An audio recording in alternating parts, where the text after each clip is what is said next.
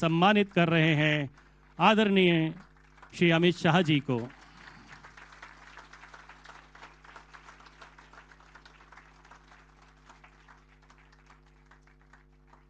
धन्यवाद।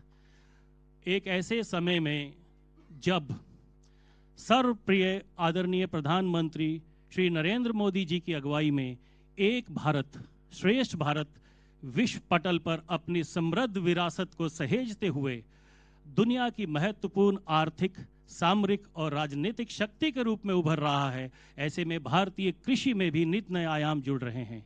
श्री अमित शाह जी के मार्गदर्शन में सहकार से समृद्धि से प्रेरणा लेते हुए इफ्को ने उच्च तकनीक के उपयोग से विश्व के प्रथम नैनो यूरिया तरल का उत्पादन किया व इसके उपयोग से उर्वरक क्षेत्र में एक नया अध्याय जोड़ा है।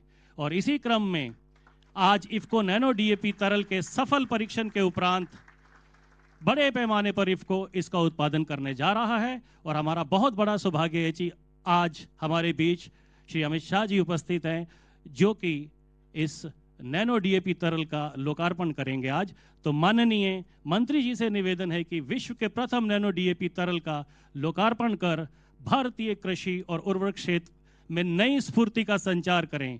रिमोट में लाल बटन दबाकर वर्चुअल या आभासी रूप से पहले लोकार्पण किया जाएगा।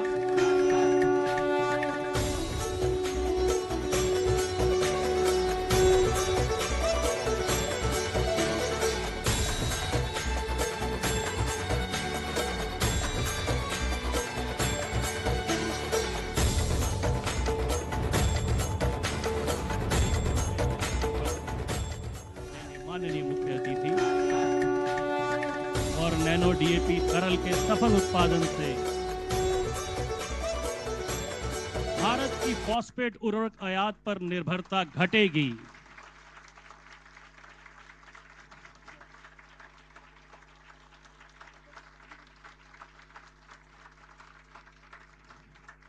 ये एक ऐसा रेवोल्यूशनरी प्रोडक्ट है जो आने वाले समय में फॉस्फेटिक फर्टिलाइजर्स के इंपोर्ट्स पर व्यय में बहुत कमी लाएगा और भारत को इससे आर्थिक रूप में बहुत अधिक सशक्तता मिलेगी और किसानों की आय को दोगुना करने के प्रधानमंत्री जी के सपने को पूर्ण करने की दिशा में इफ्को ने एक ये कदम बढ़ाया है।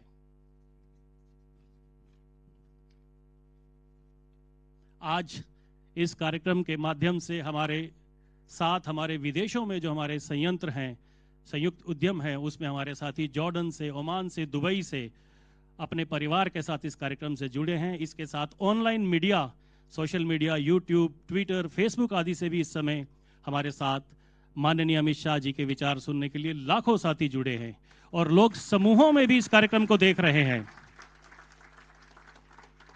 और अब वो समय आ गया जिसका हम सब लोग बड़ी बेसब्री से इंतजार कर रहे हैं।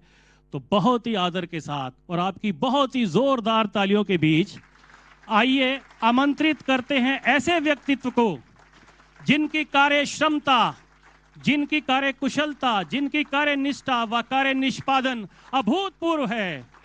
परम आदरणीय श्री अमित शाह जी।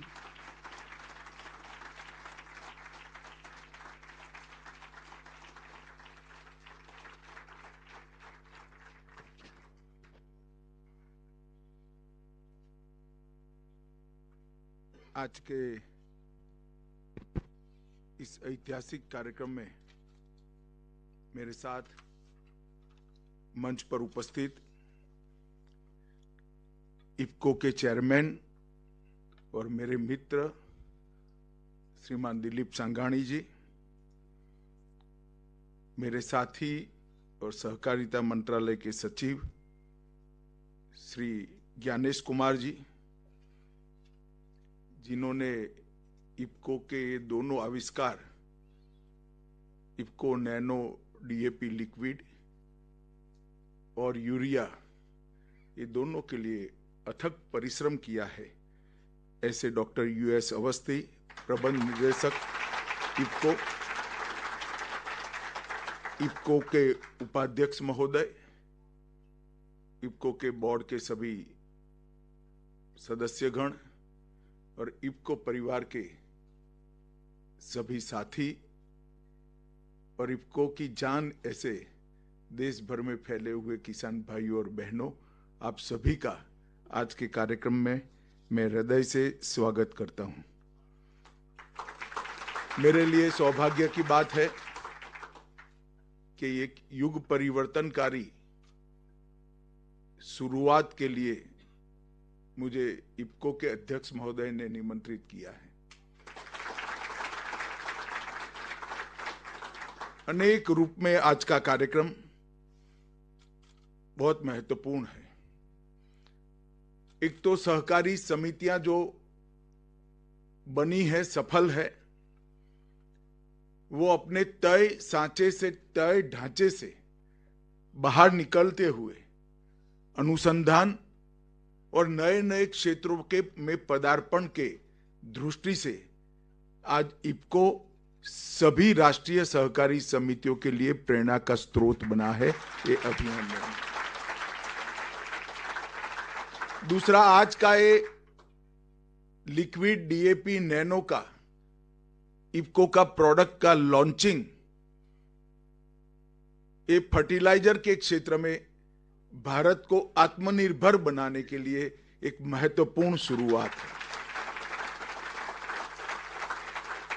तीसरा, करोड़ों भारतीयों के स्वास्थ्य के साथ केमिकल फर्टिलाइजर युक्त भूमि होने के कारण जो खतरा बन रहा था, आज तरल डीएपी, लिक्विड डीएपी जो सिर्फ पौधे पर छिड़काव के माध्यम से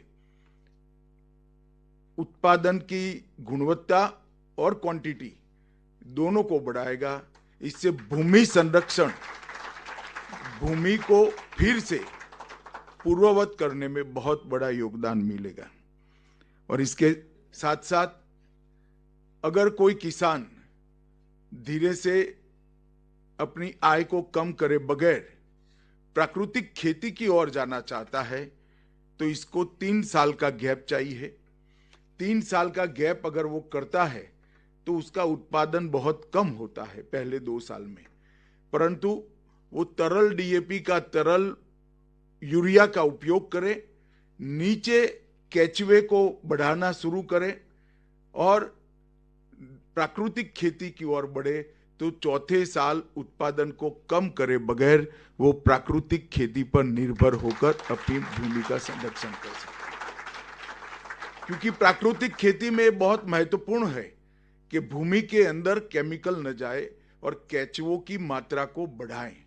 जब केचुए बढ़ जाते हैं तो फर्टिलाइजर अपने आप, फर्टिलाइजर का कारखाना अपने खेत के अंदर ही पैदा हो जाता है। और तरल डीएपी और तरल यूरिया के उपयोग से, ये लिक्विड होने के कारण भूमि बहुत कम मात्रा में प्रदूषित होती है, बहुत कम मात्रा में वो केमिकल युक्त होगी, तो बहुत जल्दी से किसान प्राकृतिक खेती की ओर शिफ्ट कर सकता है। मेरा मानना है कि भारत जैसा देश जहां पर 60% आबादी आज भी कृषि और इसके संलग्न व्यवसायों के साथ जुड़ी हुई है, ऐसे देश में ये क्रांतिकारी कदम आने वाले दिनों में भारत की कृषि को बहुत आगे ले जाएगा। न केवल अन्न उत्पादन, फर्टिलाइजर के क्षेत्र में भी भारत को आत्मनिर्भर बनाने के लिए बहुत बड़ा उपलब्ध होगा। अगर हमें एक बड़ी बड़ी हवाई दृष्टि हमारे फर्टिलाइजर क्षेत्र पर डालनी होती है तो मुझे सहकारिता मंत्री नाते गर्व हो इस प्रकार का अचीवमेंट हमारी सहकारी समितियों ने फर्टिलाइजर के क्षेत्र में प्राप्त किया है। इस देश में कुल फर्टिलाइजर का उत्पादन 384 लाख मैट्रिक टन हुआ है और इसमें सहकारी समितियों ने 132 लाख मैट्रिक टन उत्पादन किया है और 132 लाख में से अकेले इफ्को ने 90 लाख मैट्रिक टन उत्पादन किया। तो भारत की आत्मनिर्भरता में इफ्को, क्रिप्को जैसी हमारी सहकारी समितियों का बहुत बड़ा योगदान है। और सिर्फ फर्टिलाइजर उत्पादन नहीं, मास प्रोडक्शन की जगह मास प्रोडक्शन बाय मासिस, ये जो कोऑपरेटिव का मूल मंत्र है, उत्पादन के अंदर, इसके मुनाफे के अंदर ढेर सारे लोगों की हिस्सेदारी हो, ये जो सहकारिता का मूल मंत्र है, ये मूल मंत्र एक जमाने में 70-80 के दशक के बाद माना जाता था सफल नहीं हो सकता, मगर इफको, क्रिप्को ऐसी कई सहकारी समितियों ने दुग्ध उत्पादन का क्षेत्र हो, फर्टिलाइजर का क्षेत्र हो या मार्केटिंग का क्षेत्र हो, अपने प्रोफेशनलिज्म के साथ साथ, अपने अनुसंधान के साथ साथ और अपनी मार्केटिंग कैपेबिलिटी का परिचय देने के साथ साथ सहकारिता की आत्मा को भी जीवित रखा है और नीचे तक स्पिरिट को रखा है। आज इफको 1 रुपया कमाता है तो इनकम टैक्स बात कर उसके 1 रुपये में से 85 रुपया किसानों के पास सीधा पहुंच जाता है। इससे बड़ा कोऑपरेटिव का कोई उदाहरण नहीं हो सकता मित्रों। और ये एक सक्सेस स्टोरी है विश्व के सामने कि कोऑपरेटिव बेसिस पर इतना बड़ा टर्नओवर, इतना बड़ा मार्केटिंग, और अब तरल नैनो डीएपी और तरल नैनो यूरिया आने के बाद विश्व में सबसे पहला आज लिक्विड डीएपी नैनो लोकार्पण हुआ है। इसका यश इफको को गया। अनुसंधान के क्षेत्र में भी इफको ने लगभग 20 वर्ष का यहां पर पेटेंट रजिस्टर्ड कर समग्र विश्व में जहां जहां भी ये तरल यूरिया और तरल डीएपी बेचे जाएंगे 20% रॉयल्टी इफको को मिलेंगी। 20 साल तक रॉयल्टी इफको को मिलेगी। ये एक बहुत बड़ा क्रांतिकारी कदम है। आज मैं जब यहाँ आया हूँ तब हमारे देश में मैं सारे किसान भाइयों को जरूर बताना चाहूंगा कि आप लोग तरल यूरिया और तरल डीएपी, लिक्विड यूरिया और लिक्विड डीएपी का उपयोग तो करते हैं। नैनो फर्टिलाइजर को आपने स्वीकार कर लिया है, जिस तरह से यूरिया के नैनो वर्जन का खपत हुआ है, परंतु साथ में घन यूरिया, दानेदार यूरिया भी खेत में डालते हैं। इससे न केवल आपकी भूमि का आप नुकसान करते हैं, आपके क्रॉप का भी नुकसान करते हैं। मेरा आपसे आग्रह है, ये वैज्ञानिक रूप से सिद्ध हुई बात है कि जब आप लिक्विड यूरिया और लिक्विड डीएपी का उपयोग करते हैं तब दानेदार डीएपी और दानेदार यूरिया के उपयोग की आवश्यकता नहीं है। ड्यूअल उपयोग से आप भूमि का भी नुकसान कर रहे हैं, आपके क्रॉप का भी नुकसान कर रहे हैं और अनाज खाने वाले व्यक्ति की सेहत का भी नुकसान कर रहे हैं। तो कृपया एक नया अनुसंधान है। मुझे मालूम है कि आदत बदलने में देर लगती है, मगर मैं मानता हूं कि नई चीज को स्वीकारने की क्षमता अगर किसी में सबसे ज्यादा है तो वो किसान में है। इसलिए जब ये आप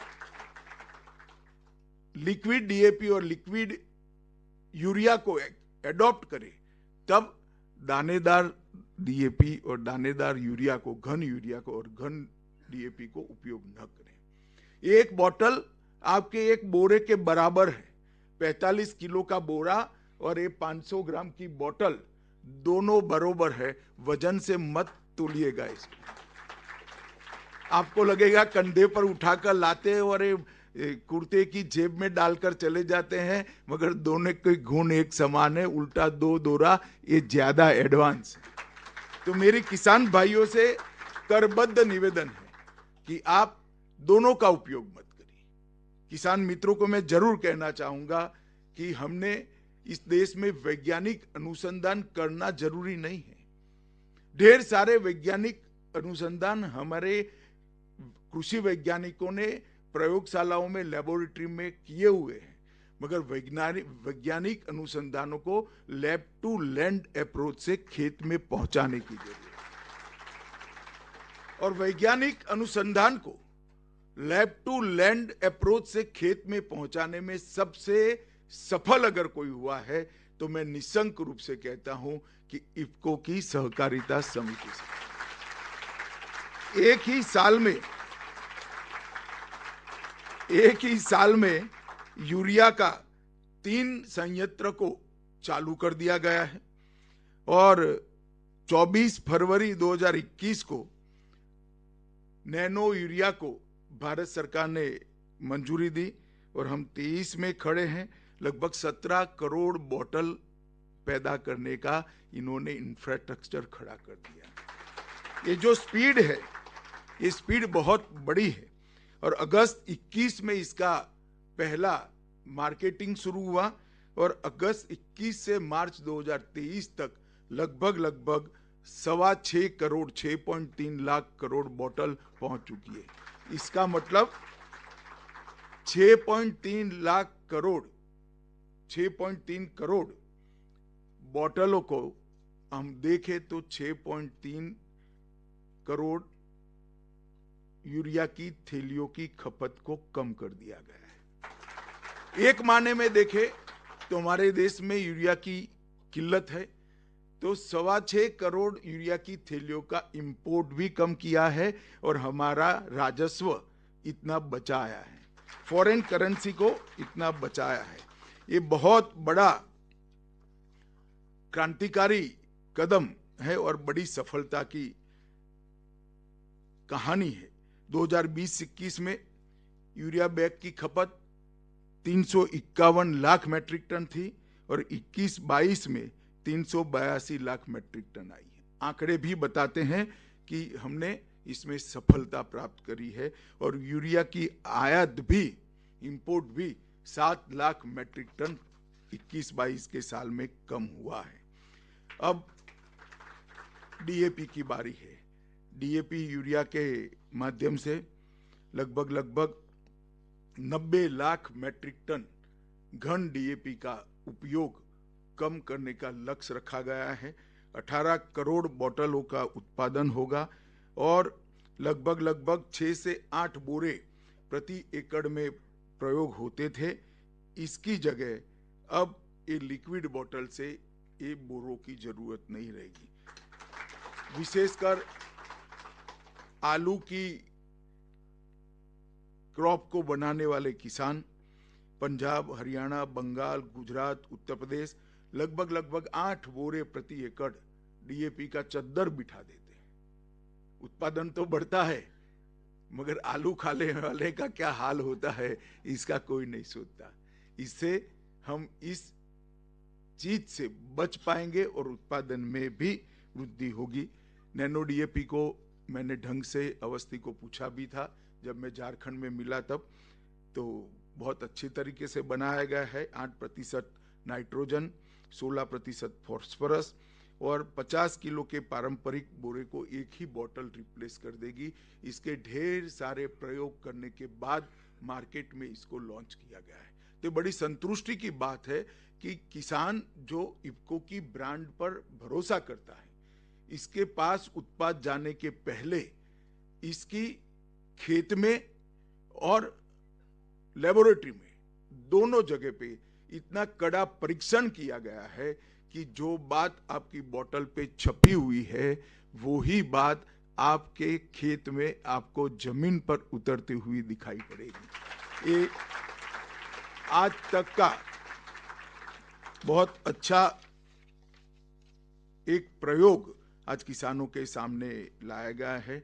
एक बड़ा अंदाज करे तो यूरिया में लगभग 14% की कमी और डीएपी में शुरू में 6%, बाद में 20% की कमी उपयोग की इससे होगी। इससे देश के फॉरेन करेंसी रिजर्व को भी बहुत बड़ा फायदा होगा।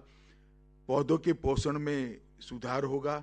हाई एफिशिएंसी जो मिट्टी में मिलकर तत्व, फर्टिलाइजर के तत्व जाया जाते हैं वो भी नहीं जाएंगे और पोषक तत्वों की आपूर्ति 100% करने के लिए इसके ट्रांसफॉर्मेशन की 100% व्यवस्था लिक्विड होने के कारण बहुत अच्छे तरीके से हो पाएगी। मित्रों, एक प्रकार से देखें तो किसानों के खर्च में भी बहुत फर्क आने वाला है। गेहूं में देखें तो 6% खर्च कम हो सकता है, आलू में 20% और गन्ने में 20%। तो ये बहुत बड़ा सुधार है जो जमीन को भी अच्छी करता है, प्रोडक्ट को भी खाने वाले की हेल्थ के दृष्टि से बहुत अच्छा बनाता है और खर्चा भी कम करता है और सुविधाजनक भी है, क्योंकि पूरे एक ट्रैक्टर में जितना यूरिया आ जाता है इतना एक बक्से में किसान कंधे पर डालकर अपने घर पे ले जा सकता है, कोई ट्रैक्टर की जरूरत नहीं।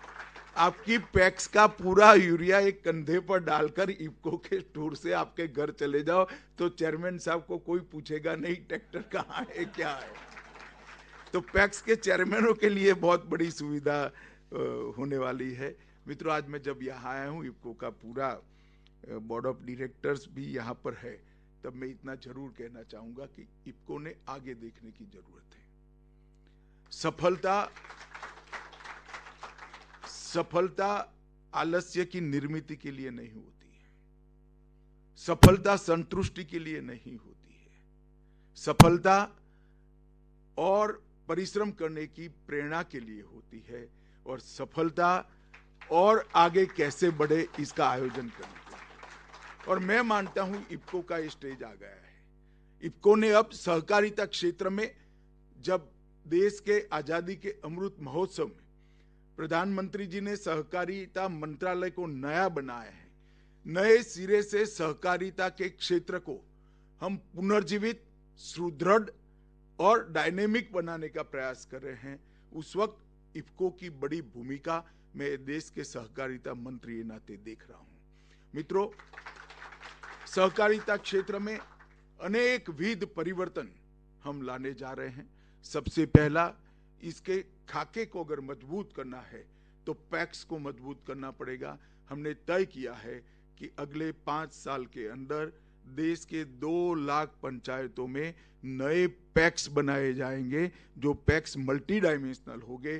पैक्स के अंदर ही डेयरी होगी, पैक्स के अंदर ही किसानों को कृषि ऋण देने की व्यवस्था होगी, पैक्स के अंदर ही मछुआरा कोऑपरेटिव होगी, पैक्स के अंदर ही इफको की डीलरशिप होगी, पैक्स के अंदर ही सस्ता अनाज की दुकान होगी, पैक्स के अंदर ही कॉमन सर्विस सेंटर होगा, पैक्स के अंदर ही जल व्यवस्थापन की समिति होगी। ऐसे 32 प्रकार के अलग अलग काम हमने पैक्स के लिए किए हैं, निर्धारित किए हैं, और पैक्स के मॉडल बायलॉज राज्यों को भेज दिए हैं। 17 राज्यों ने मॉडल बायलॉज को एडॉप्ट कर दिया है, और एनडीबीबी के साथ मिलकर ये डेयरी वाला पैक्स जो मल्टी डायमेंशनल पैक्स है, अभी पैक्स 3 मतलब प्राइमरी सोसाइटी हमारी 3 प्रकार की प्रमुखता है। एक तो विविध उपयोगी होती है, एक मछुआरा की होती है, एक आर्थिक रूप से किसानों को ऋण देने वाली होती है, और एक डेयरी होती है। चारों पैक्स एक ही पैक्स में समाहित हो जाएंगे और उसको मल्टी डायमेंशनल बनाएंगे तो पैक्स वायबल भी होंगे, पैक्स की इनकम भी बढ़ेगी, और सारी चीजें कोऑपरेटिव के थ्रू होगी। तो अपने आप में कोऑपरेटिव क्षेत्र एक बहुत बड़ा क्षेत्र बनने जा रहा है। आज भी भारत में एक दृष्टि से सर्वे करें तो 80% लोग कोऑपरेटिव से जुड़े हुए हैं, और हमें इसको सच अर्थ में बहुआयामी बनाने जा रहे हैं।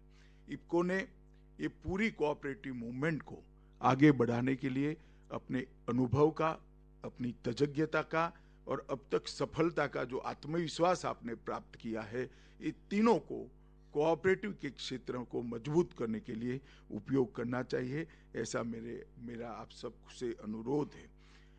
इफको ने डिस्ट्रीब्यूशन नेटवर्क का विस्तार, डिजिटल ट्रांजैक्शन की बढ़ोतरी, उत्पादन पोर्टफोलियो में जैसे अभी आपने किया है, इस प्रकार की डाइवर्सिटी, स्टेबिलिटी पर ध्यान केंद्रित करना, कैपेसिटी बिल्डिंग और R&D, इतने क्षेत्रों में अगर इफको आने वाले 10 साल के अंदर काम करता है तो इफको न केवल फर्टिलाइजर, ढेर सारे क्षेत्र के अंदर हमें देश को कंट्रीब्यूट कर सकता है, किसानों को कंट्रीब्यूट कर सकता है। भारत सरकार ने जो 3 मल्टी स्टेट कोऑपरेटिव सोसाइटी बनाई है, एक जैविक उत्पादों को उत्पादन की टेस्टिंग और मार्केटिंग के लिए एक ही ब्रांड से ऑर्गेनिक फूड्स मार्केट में हम लाएंगे। दूसरा, हमने बनाया है बीज के उत्पादन के लिए रिसर्च डेवलपमेंट और बीज की मार्केटिंग के लिए। ये तीनों हमारी जो बहुराज्यीय सहकारी समितियां है इफको, इसमें इसका पायोनियर इन्वेस्टर है और हम चाहते हैं कि इस इफको का जो अनुभव है इसका फायदा ये तीनों समितियों को मिले।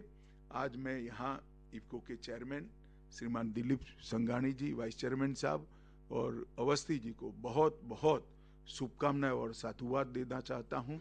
इसके साथ साथ देश भर के किसान और बड़ा इफको परिवार, इन सबको भी बहुत बहुत बधाई देना चाहता हूँ, क्योंकि मुझे पूरा विश्वास है आज जो इफको नैनो डीएपी, जो liquid DAP, nano DAP IFFCO ने मार्केट में रखा है, वो आने वाले दिनों में भारत के कृषि क्षेत्र में आमूल चूर परिवर्तन लाएगा और किसानों की समृद्धि के अंदर बहुत बड़ा फायदा होगा, जमीन के संरक्षण में भी फायदा होगा और उत्पादन के क्षेत्र में, फर्टिलाइजर के उत्पादन के क्षेत्र में भारत को निश्चित रूप से आत्मनिर्भर बनाएगा।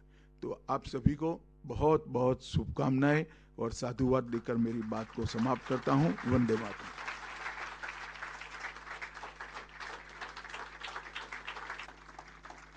बहुत बहुत धन्यवाद सर आपके आशीर्वचनों के लिए। आपके द्वारा दिखलाए गए पथ का अनुसरण हम लोग सदैव ही करेंगे। और जैसा कि आपने कहा कि इफको ने जो नैनो डीएपी व नैनो यूरिया का इनोवेशन किया है, उसने भारत का विश्व पटल पर मान बढ़ाया है और आने वाले समय में जो हमारा देश आत्मनिर्भर बनना चाह रहा है फर्टिलाइज़र के क्षेत्र में, उसमें एक मील का पत्थर साबित होगा।